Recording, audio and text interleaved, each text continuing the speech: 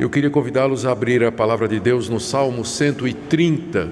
Estamos dando continuidade à nossa série de mensagens nos Salmos de Romagem, os Salmos do Peregrino. Salmo 130. Ouçamos a leitura da palavra de Deus.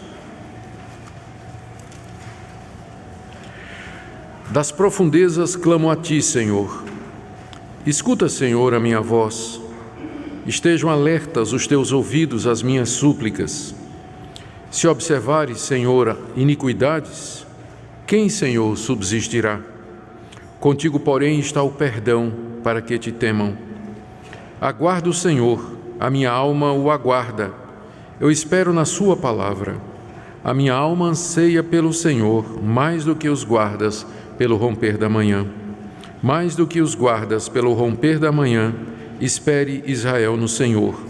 Pois no Senhor há misericórdia, nele copiosa redenção. É Ele quem redime a Israel de todas as suas iniquidades. Oremos, queridos, pedindo a orientação do Senhor para a compreensão desse salmo. Ó Deus, nosso Pai, na Tua presença nos encontramos agora, desejosos de ouvir a Tua voz através da exposição da Tua palavra, querendo, Senhor, ser alimentados de Ti com o pão do céu, que é o nosso Salvador Jesus Cristo. Queremos suplicar, Senhor, que Tu nos conduzas, que Teu Espírito Santo nos ilumine. Abençoa Teu povo aqui presente, que cada um de nós seja alimentado por Ti de acordo com a necessidade. Oramos também, Senhor, pelas demais igrejas onde Teu nome está sendo honrado, Tua palavra está sendo ensinada, que Tu recebas a glória que Te é devida na manhã desse dia, o dia do Senhor, dia que é feito para a Tua honra e louvor, o dia da ressurreição do nosso Senhor Jesus. Em nome de quem nós oramos. Amém. Queridos, esse salmo é um dos salmos mais apreciados de todo o saltério. Para vocês terem uma ideia, era um dos salmos prediletos de Agostinho, era o salmo predileto de Lutero e de Calvino. Um dos grandes escritores puritanos, chamado Príncipe dos Puritanos, que foi o John Owen, ele escreveu um comentário de mais de 300 páginas só sobre esse salmo. Lutero considerava esse salmo um dos salmos paulinos, ou seja, um dos salmos onde o Evangelho e a graça de Deus aparece de forma mais clara de toda a Bíblia. E não é sem motivo que estas pessoas gostavam desse salmo. Basta lê-lo e nós já nos identificamos com ele. Nós percebemos que aqui estão algumas das verdades centrais da vida cristã relacionadas com o cristianismo. Esse salmo, ele está dentro daquela lista de salmos que nós chamamos salmos do peregrino, ou salmos de romagem, que eram aqueles salmos que eram cantados pelos viajantes que iam de todas as partes do mundo para Jerusalém 3 vezes ao ano para celebrar as festas judaicas. Mas esse salmo é também considerado um dos 7 salmos penitenciais que nós temos na Bíblia. Então ele está na lista dos 2. Os salmos penitenciais são aqueles salmos onde o autor derrama o coração diante de Deus, ele está quebrantado, ele se encontra arrependido, ele quer o perdão de Deus, ele expressa toda a tristeza do seu coração, ele busca a Deus por misericórdia. São 7 desses salmos. O Salmo 6, o Salmo 32, o Salmo 51, o Salmo 102, o Salmo 143 e esse salmo aqui. Então ele é uma combinação das duas coisas. Ele expressa não somente os anseios do peregrino quando ele caminha para Jerusalém, mas também as profundidades do nosso coração. A gente não sabe quem escreveu esse salmo, nem exatamente a situação em que ele foi escrito. Ele é um salmo onde o autor ele está passando uma grande tribulação na sua alma e ele busca Deus lá do fundo do poço. Ele procura Deus por perdão e depois ele exorta os seus companheiros a fazer a mesma coisa. Esse salmo pode ter sido escrito como uma expressão do que é que tinha acontecido com a nação de Israel. Vocês se recordam que a nação de Israel, os judeus foram levados no cativeiro, como cativos para a Babilônia, onde passaram 70 anos longe de casa, presos, escravos, sendo assediados, sofrendo hostilidade, abuso. E alguns acham que esse salmo foi escrito naquela época. Outros acham que era um salmo que foi escrito para ser cantado naqueles dias de jejum e oração e humilhação que havia na nação de Israel. Mas o mais provável é que esse salmo aqui está expressando a experiência pessoal do seu autor. A experiência pessoal do seu autor, em que ele, depois de ter caído em pecado, ele se humilha diante de Deus, busca ajuda de Deus, busca restauração e depois ele exorta os seus irmãos a fazerem a mesma coisa. De qualquer forma, esse salmo descreve bem a experiência de todos os filhos de Deus quando estes se encontram nas profundezas e de lá eles clamam a Deus por perdão. Então nós vamos ver aqui, primeiro, essa oração que ele faz nos versos 1 e 2, depois o argumento que ele usa com Deus para que Deus o perdoe, nos versos 3 a 4, depois a espera dele, depois dele ter orado, ele fica esperando a resposta de Deus, aí versos 5 e 6, e depois ele ensina a nação de Israel a fazer a mesma coisa, versos 7 e 8. Queira o nosso Deus nos guiar, queridos, na compreensão desse salmo tão precioso nessa manhã e que todos nós sejamos edificados. Em primeiro lugar, então, vamos ver a oração que ele faz a Deus, versos 1 e 2. Das profundezas clamo a ti, Senhor. Escuta, Senhor, a minha voz. Estejam alertas os teus ouvidos às minhas súplicas. O que motivou o salmista a orar? A resposta é o estado em que ele se encontrava. Ele diz, das profundezas eu clamo a ti. Essa expressão, profundezas, ela descreve no livro de Salmos uma situação crítica de perigo, de calamidade, ou então uma angústia profunda da alma. E com certeza essa é a situação em que o salmista se encontra aqui. Ele está nas profundezas da sua alma, perturbada pelo pecado que ele cometeu. O coração dele estava turbado, a consciência dele estava culpada, ele tinha perdido a alegria da salvação, ele se sentia como alguém que tinha sido lançado no mar e foi afundando e tinha chegado lá no fundo, nas profundezas do oceano, lançado fora da presença de Deus. A nova tradução na linguagem de hoje traduz profundezas como em profundo desespero, da seguinte maneira, em profundo desespero eu clamo a ti, ó Deus, porque essa era a situação em que ele se encontrava. A sua alma estava turbada, ele se sentia nas profundezas, lançado de diante de Deus em profundo desespero. Agora note que o que ele perdeu aqui foi a alegria da salvação. Ele não perdeu a salvação, porque ele ainda está chamando por Deus. Ele dá mostras de que ele está arrependido.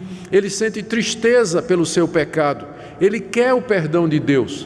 Então é um crente que caiu, e ele está se sentindo nas profundezas.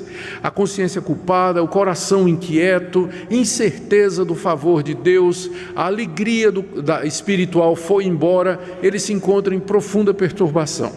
É isso que a expressão profundezas significa, e é de lá das profundezas que ele clama a Deus.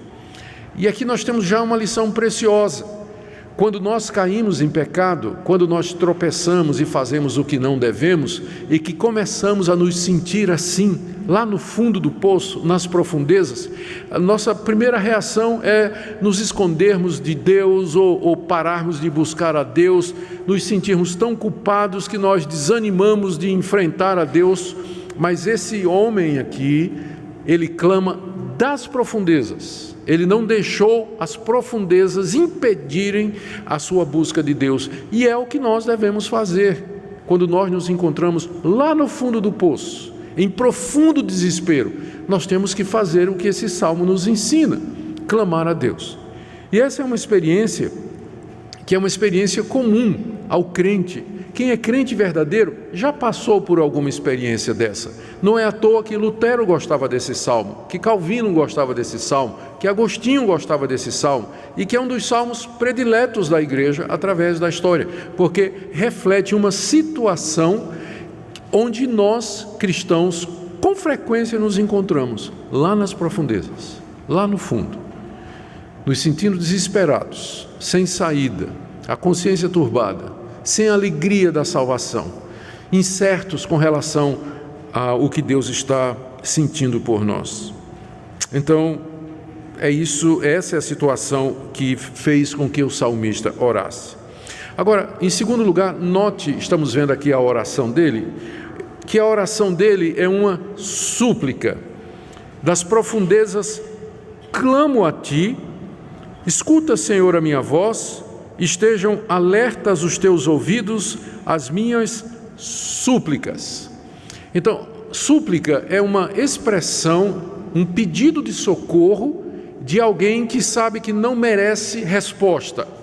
Por isso ele suplica, ele pede com emoção, com o coração, ele demonstra com essa súplica toda a sua dependência de Deus. Quando a gente suplica a alguém, a gente se coloca numa posição de total dependência e de não merecimento, porque a súplica já revela que nós temos consciência de que nós não merecemos, que nós não merecemos nem ser ouvidos nem atendidos, e a súplica é o último recurso do desesperado. Ele chegou num ponto onde ele não tem mais o que negociar, ele não tem mais o que exigir, ele não tem mais o que reivindicar, demandar, nada, só lhe resta suplicar, e é o que ele faz isso, e é isso que ele faz aqui, lá das profundezas ele suplica, como Jonas lá nas profundezas do mar, como Daniel lá na cova dos leões, ou como o profeta Jeremias quando foi lançado lá no fundo do poço, e de lá das profundezas eles suplicaram a Deus. E o que é que ele suplica? O que é que ele quer de Deus? Os versos 1 e 2 nos dizem com clareza, não é? Primeiro ele diz, no verso 2, escuta, Senhor, a minha voz. Ele quer que Deus o ouça, ele quer que Deus o escute, e boa parte das vezes, grande parte das vezes em que a gente pede a Deus, que a gente suplica a Deus, quando a gente está numa situação de desespero, a gente quer só isso, que Deus nos ouça, porque a gente sabe que Ele é bom, a gente sabe que Ele é todo poderoso, a gente sabe que Ele pode nos tirar daquela situação, a gente quer só que Ele nos ouça, porque se Deus nos ouvir, o problema está resolvido. O problema está resolvido, da maneira que Ele quiser, no tempo que Ele quiser, da forma que Ele quiser. Ouve a minha voz. Não é esse o anseio do nosso coração? Se Deus somente me ouvisse, saber que Deus está escutando, saber que Deus está prestando atenção, ó, como ele coloca aqui, ó, estejam alertas os teus ouvidos, ó Deus, que teus ouvidos estejam bem alertas ao som da minha voz. É só isso que ele quer. E é claro que aqui no meio está embutido um pedido de perdão, uma súplica pelo perdão dos pecados que ele cometeu e que o levaram a ficar nessa situação. E aqui, meus irmãos, essa oração que ele faz aqui, ela ilustra bem o verdadeiro arrependimento. O verdadeiro arrependimento. O que Deus deseja de nós quando nós caímos em pecado é que nós nos arrependamos daquele pecado e que nós o procuremos para que recebamos o perdão. E essa oração é uma oração de alguém que está verdadeiramente arrependido. Ele está procurando a Deus numa atitude súplice das profundezas em que ele se encontra. E Deus com certeza está pronto a atender quando ele percebe o arrependimento verdadeiro no nosso coração. Então é isso que esses 2 versículos nos ensinam, que lá das profundezas nós podemos suplicar que Deus nos ouça e que Ele nos perdoe. No verso 3 e 4, o salmista argumenta com Deus, como que querendo convencer a Deus a perdoá-lo. E essa é uma parte importante da vida de oração. Nós suplicamos, nos colocamos diante de Deus, totalmente dependentes dele, mas Deus nos convida a argumentar com ele, do tipo assim, era como se Deus dissesse: tudo bem, eu estou te ouvindo, me dê algum motivo para que eu perdoe você. Por que eu deveria perdoar você? Por qual razão eu deveria atender a sua oração? Escuta comigo, me convença. É como se Deus fizesse isso com a gente. E uma boa parte de oração é você convencer Deus, entre aspas, por que é que Ele vai atender o seu pedido. Quando você chega para Ele e diz: ó Deus, eu queria um marido. Eu queria um marido. Isso é uma oração muito frequente, não é? Senhor, eu queria um marido. Aí Deus disse: eu estou te ouvindo. Continua. Não, Senhor, eu queria que o Senhor me desse um marido. Tudo bem. Me dê 5 razões pelas quais eu deveria lhe dar um marido. Aí você, em oração, vai convencer Deus porque é que Ele tem que lhe dar um marido.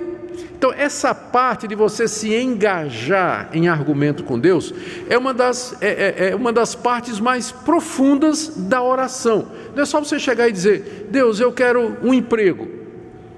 Eu sei que pode parecer óbvio, né? Por que você quer um emprego? Mas Deus quer que você elabore. Por que eu daria um emprego para você? Ah, Senhor, porque eu tenho que ganhar o meu pão, porque eu quero ajudar as outras pessoas. Ah, Senhor, porque eu quero comprar um carro novo, não é? Dizer essa razão não é muito boa, não é? Então, entende? Argumentar com Deus, Ele nos chama a fazer isso na oração. E é o que o salmista faz agora. Ele primeiro quer que Deus o ouça, e em seguida ele argumenta com Deus por que é que Deus deveria perdoá-lo. Por que Deus deveria perdoá-lo? E ele dá 2 motivos a Deus. Note que ele não se defende nessa argumentação. Ele não vai dizer assim: eu quero que o Senhor me perdoe porque todo mundo, porque entende? Tem gente que é pior do que eu. Ou então quero que o Senhor me perdoe porque a culpa não foi minha. Eu pequei, mas a culpa é do meu marido. Senhor, na verdade eu não pequei. O Senhor está pensando que eu pequei, mas se o Senhor olhar direitinho, o Senhor vai ver que não foi bem um pecado. Ele não se desculpa. Olha a argumentação que ele usa diante de Deus. São 2 argumentos. O primeiro está no verso 3. Ele diz assim: se observares, Senhor, iniquidades, quem, Senhor, subsistirá? O que ele está dizendo a Deus aqui é o seguinte: se o Senhor for seguir estritamente a lógica da tua justiça, o Senhor vai ter que destruir a raça humana toda. É mais ou menos assim um argumento. O raciocínio é esse: primeiro, Deus é santo, Deus é justo e verdadeiro, e por isso Deus tem que castigar todos aqueles que praticam iniquidade, porque Ele é justo, Ele é santo, Ele não pode contemplar o mal, Ele não pode conviver com o pecado. Então, a santidade de Deus exige que todo o pecado seja castigado e que a pessoa que peca seja destruída. A santidade de Deus exige isso. Mas aí vem, segundo ponto: todos os homens praticam a iniquidade. Todos, não tem um que não pratique. Aí, consequentemente, Deus tem que aniquilar toda a raça humana. É isso que ele está dizendo aqui. Ele até usa uma figura que a nossa Bíblia aqui traduziu: se tu observares, Senhor, as iniquidades. Observar aqui poderia ser traduzido como fazer uma lista. Então, Senhor, se o Senhor for anotar meticulosamente, detalhadamente as iniquidades que os homens cometem e punir cada uma delas, o Senhor sabe quem vai sobrar na terra? Ninguém. Quem subsistirá? Nós somos pecadores, pecamos diariamente, quebramos a tua lei. Se o Senhor for tomar nota, ponto a ponto disso, detalhe por detalhe, e castigar-nos de acordo com as nossas iniquidades, ninguém vai sobreviver diante de ti. A raça será extinta. E é isso que o Senhor quer? É isso que o Senhor quer fazer? Veja que argumento, né? Ele está argumentando diante de Deus assim. Agora, é claro que Deus anota, é claro que Deus sabe, que Ele observa todos os pecados, iniquidades, transgressões e faltas que os homens cometem diante dele. O que ele está perguntando o que ele está dizendo, argumentando com Deus, é o seguinte: não é questionando que Deus tem o direito de fazer isso, mas que se Deus não tiver misericórdia, que é o próximo argumento, se Deus não tiver misericórdia, a raça humana será completamente destruída diante dele, porque não tem um justo, um sequer. E ao fazer isso, ele está confessando a culpa dele, não é? Ele está dizendo, e eu estou no meio desse povo que vai ser destruído, porque eu sou pecador. Eu admito a minha culpa e admito o meu pecado. Aí vem o segundo argumento dele, no verso 4. Contigo, porém, está o perdão para que te temam. Contigo, porém, ó Deus, está o perdão. Aqui ele diz, esse é o segundo argumento dele: tu és o Deus santo, que podes e tem que destruir a humanidade por causa dos seus pecados. Porém, compete ao Senhor. O Senhor tem autoridade não somente para destruir a raça humana, mas o Senhor tem autoridade para perdoar. O Senhor tem poder para isso. Contigo está o perdão. O perdão não está com os homens, o perdão não está com os falsos deuses, o perdão não está em lugar nenhum outro, mas o perdão está contigo. Só o Senhor pode perdoar. Só o Senhor pode perdoar. Em outras palavras, Deus, não use de severidade conosco, porque senão a raça humana seria destruída. Eu sei que o Senhor pode perdoar. Contigo está o perdão, e é isso que eu peço. Não justiça, porque se o Senhor me tratar com justiça, eu serei aniquilado, mas eu peço misericórdia, eu peço perdão. Contigo está o perdão. Por que o perdão está com Deus? Porque Ele é o Criador dos céus e da terra, porque Ele fez o homem à sua imagem e semelhança e colocou a raça humana debaixo da sua autoridade, porque quando nós pecamos contra Ele. Quando você mente com um irmão, é mentira contra Deus. Quando você maltrata um irmão, você está maltratando a Deus. Quando você fala mal de um irmão, em última análise, você está falando mal de Deus. Todo pecado é contra Deus. Todo ele é contra Deus. Por isso, somente Ele é o ofendido. E, portanto, Ele é o ofendido maior e final. E só quem é o ofendido pode perdoar. Eu não posso perdoar por outra pessoa. Mas como todo pecado, no final, é uma ofensa contra Deus, quem pode nos perdoar é Deus. Contigo está o perdão. É com Ele. Não é com homens, não é com falsos deuses, não sou eu que me perdoo, mas o perdão está com Deus e o poder de conceder o perdão está também com Deus. É claro que aqui, quando o salmista fala do perdão, ele não perdoar na Bíblia não significa fazer vista grossa, tipo assim, não vi nada, não é? Também não significa não levar em conta, minimizar, relativizar ou deixar por isso mesmo, mas o perdão na Bíblia é sempre o resultado de uma transação. Alguém tem que ser punido, porque Deus é justo. Para que Deus perdoe, o pecado tem que ser castigado. O perdão não é liberado de graça. Não é liberado de graça. O pecado tem que ser punido. Como é que isso era feito na época do salmista?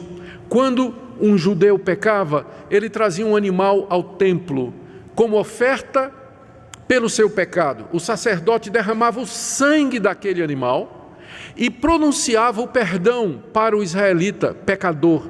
E ele saía do templo se considerando perdoado, mas aquele animal tinha morrido no lugar dele, entre aspas. A vida daquele animal, o sangue daquele animal era considerado como pagamento pelo pecado que ele tinha cometido.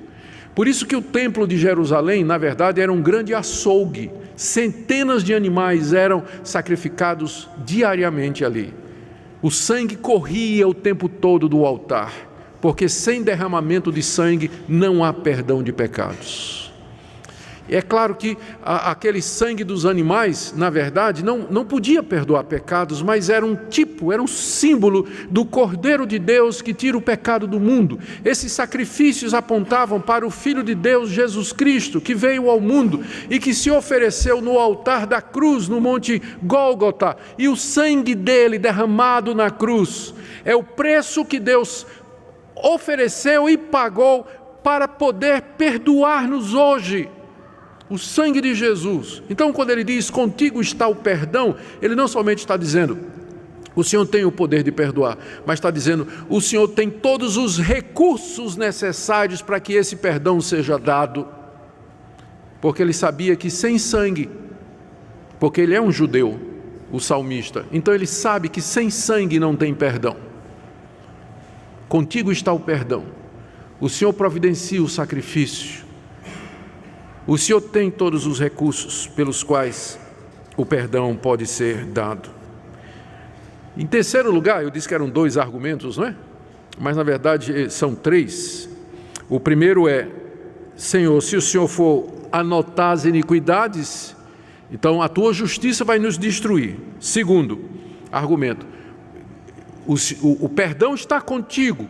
Tu és aquele que pode perdoar. Tu tens todos os recursos para isso. E agora o terceiro argumento. Note que ele está respondendo aquela pergunta que eu imaginei que Deus estava fazendo, né? Só lembrando, Deus me perdoa. Deus ouve a minha oração e me perdoa. E Deus diz, estou ouvindo, me convença que eu tenho que perdoar você. Senhor, primeiro, se o Senhor for olhar o meu pecado com a tua justiça, não só eu, mas a raça humana toda vai ser destruída. Deus, se tu quiseres, tu podes perdoar. Tu tens a autoridade para isso e os recursos para isso. Tu podes perdoar se tu quiseres. O terceiro argumento dele. Final do verso 4. Eu vou ler o verso todo. Contigo, porém, está o perdão para que te temam.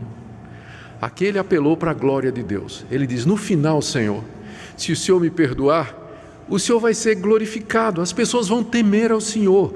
Temer na Bíblia não é ter medo, porque como é que eu vou ter medo de quem me perdoa? Mas temer aqui é respeitar, é um amor respeitoso, adoração, veneração.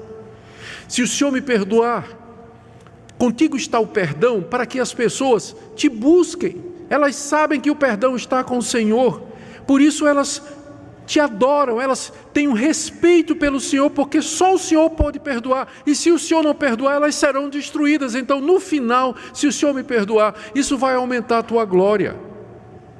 As pessoas vão olhar para o Senhor e dizer, esse é o Deus de Israel, esse é o Deus verdadeiro, o Deus que perdoa pecados. Ou seja, o salmista aqui, ele está apelando para aquilo que Deus preza mais, que é a própria glória.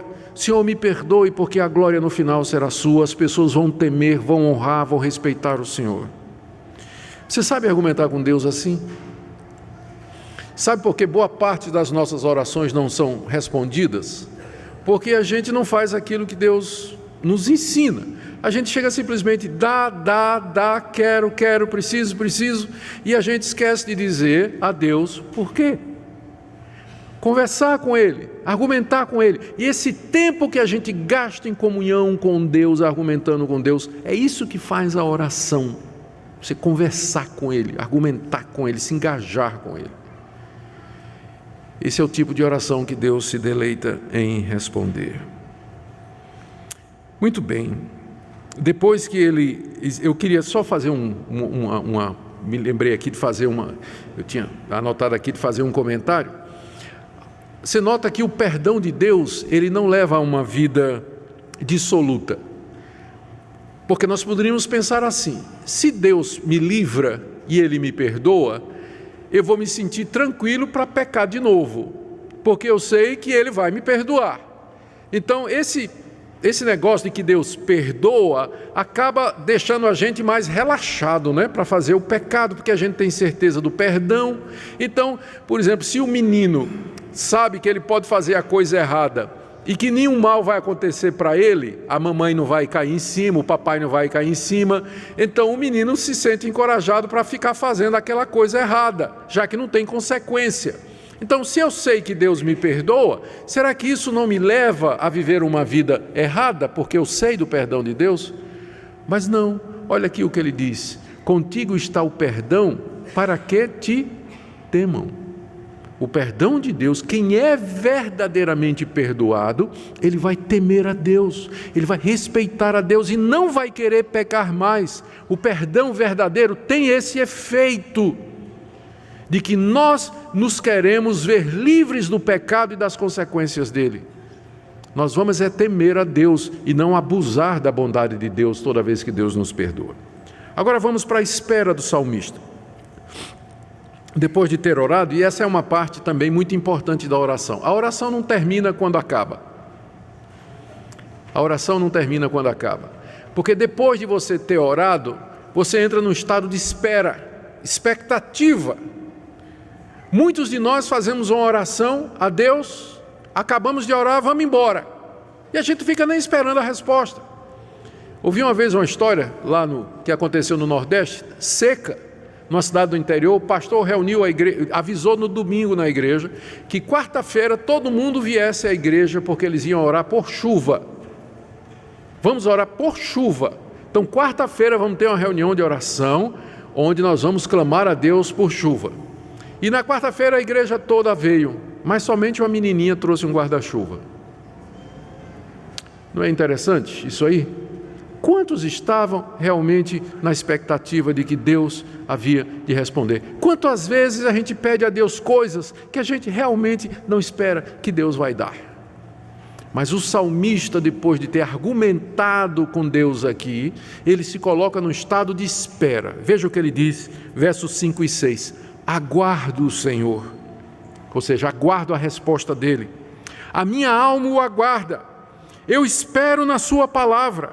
A minha alma anseia pelo Senhor mais do que os guardas pelo romper da manhã. Veja como ele fica nesse estado de espera, ansiosa, para que Deus atenda a sua oração. Ele quer se sentir perdoado. Veja, ele pediu perdão a Deus, ele argumentou com Deus porque que Deus deveria perdoá-lo. Mas agora ele quer sentir a resposta de Deus. Ele quer experimentar a certeza de que Deus o atendeu e que seus pecados foram perdoados. Ele quer ter essa confirmação no coração de que Deus o atendeu. Olha como é que ele espera. 4 observações. Primeiro, ele espera de todo o coração. Verso 5. Aguardo o Senhor, a minha alma o aguarda. Essa, a minha alma o aguarda, é uma expressão para dizer que é uma espera sincera, que parte do coração. Então, ele está engajado ali, ele deseja isso. Segunda coisa, ele espera confiado nas promessas de Deus. Porque ele diz aqui no verso 5, eu espero na sua palavra. Que palavra é essa? Antes dele, na lei de Moisés, Deus havia prometido perdoar quem se arrependesse. Lá no livro de Êxodo, Deus aparece a Moisés e diz assim, eu sou Deus misericordioso, temível, que tenho prazer em perdoar, que ouço a voz daquele que me busca, que concedo perdão ao meu povo. Então, ele conhecia a lei, e na lei há promessas e promessas de que Deus haveria de perdoar o seu povo. A aliança que Deus tinha feito com a nação de Israel. Então ele espera confiado na palavra de Deus. Na palavra de Deus. Deus prometeu que ele perdoaria aqueles que se arrependessem e o buscassem. Então ele se apega àquela palavra e fica ali esperando. A alma dele espera a resposta de Deus. Terceira coisa, ele espera com ansiedade. Veja aí, ele usa até uma figura no verso 6, a minha alma anseia pelo Senhor mais do que os guardas pelo romper da manhã. A figura aqui é de um vigia que passa a noite acordado, vigiando uma instalação que lhe foi confiada. Está tudo escuro. E na escuridão podem surgir os perigos, as ameaças. E o que é que o vigia mais anseia durante aquelas longas noites de espera? Que o sol surja no horizonte. A minha alma anseia pelo Senhor mais do que um vigia espera o nascer do dia. É a figura que ele usa para mostrar a ansiedade com que ele está aguardando a resposta de Deus. O que mostra, meus irmãos, profundidade com que Ele deseja isso aí. Às vezes nós pedimos as coisas para Deus, mas não tem anseio no nosso coração.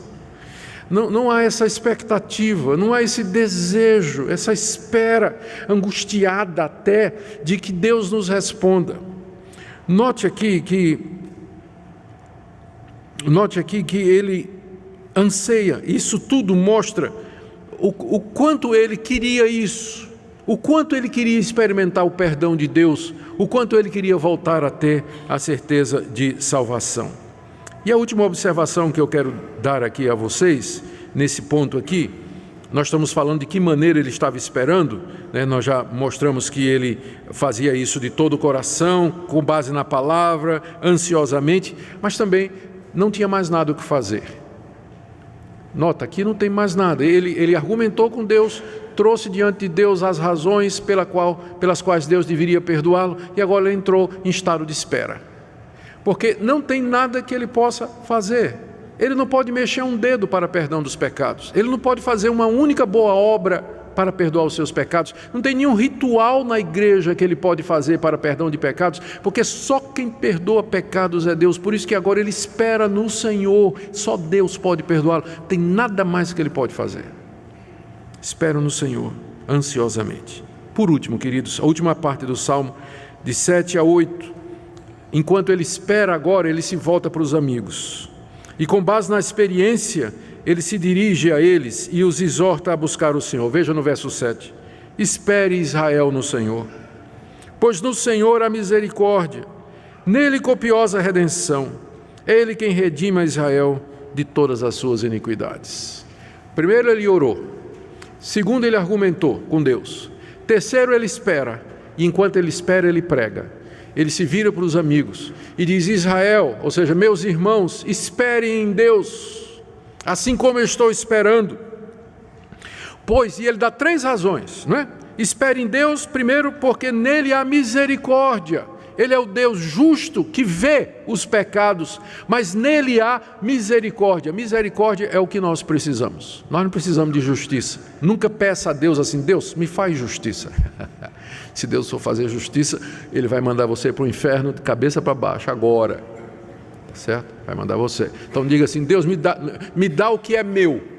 Não faça isso. Né? Me dá o que é meu. Não peça isso a Deus. Diga assim: Senhor, misericórdia. É só o que eu quero. Não me trate como eu mereço. Na verdade, me trate ao contrário do que eu mereço. Me trate ao contrário do que eu mereço. Misericórdia, é isso que ele pede a Deus. Então, primeiro argumento: esperem em Deus, porque nele há misericórdia. Segunda coisa, ainda no verso 7, nele há copiosa redenção, abundante redenção. Deus redime, Deus perdoa, Deus recebe pecadores, e Ele faz isso com abundância. E por último, no verso 8, é Ele quem redime a Israel de todas as suas iniquidades. Ele é o Deus de Israel, é o Deus que tem uma aliança com Israel. Os outros deuses, eles não podem perdoar.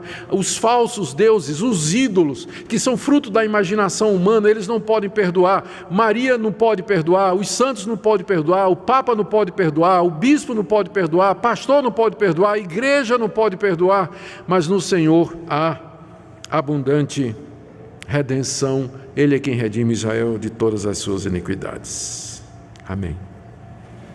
O que é que nós podemos aprender desse salmo, queridos? Eu quero resumir rapidamente aqui, que nosso horário está avançado. Primeiro, não tem nada mais importante na vida do que receber o perdão de pecados. Nada. Podem nos faltar tudo nessa vida: o pão de cada dia, a saúde, amigos, mas o perdão de pecados é a coisa mais importante para a nossa existência aqui. Segunda coisa, igualmente importante, é nós termos a certeza do perdão de pecados, termos a certeza da nossa salvação. Nós perdemos a alegria e perdemos a certeza da salvação quando a gente peca. Mas pelo arrependimento, é isso que esse salmo está ensinando, pela oração, pedido de perdão, Deus nos renova, Ele nos perdoa e nos restaura. Terceiro, nós aprendemos com esse salmo que Deus está pronto a ouvir as nossas orações pelo perdão. Se nós estivermos de fato arrependidos, se nós buscarmos esse perdão com base no sacrifício completo de Jesus Cristo. Como está você nessa manhã com relação a isso? Talvez você esteja nas profundezas nessa manhã. E é exatamente daí que você tem que clamar a Deus.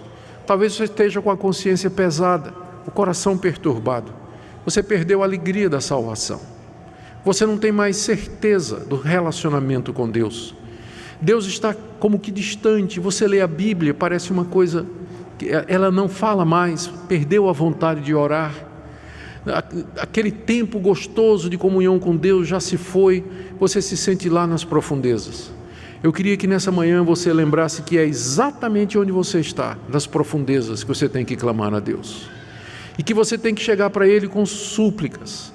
E que você tem que argumentar com Ele, dizendo: Deus, não me trata conforme os meus pecados merecem, mas contigo está o perdão, Deus, por isso perdoa-me, me levanta de onde eu estou, traz-me de volta a uma vida espiritual firme. Eu quero ser cheio do Espírito Santo, quero andar contigo.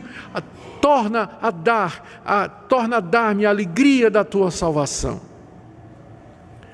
Se você está nessa situação, hoje pela manhã eu queria que você ouvisse a palavra de Deus e que você das profundezas clamasse a Deus e dissesse: Senhor, aqui estou, renova-me, enche o meu coração de alegria, me ensina a viver para a tua glória, liberta-me dessa situação para que tu sejas temido, pois em ti há copiosa redenção. Que Deus nos ouça, irmãos, e que Ele nos renove e nos encha da sua alegria. Amém.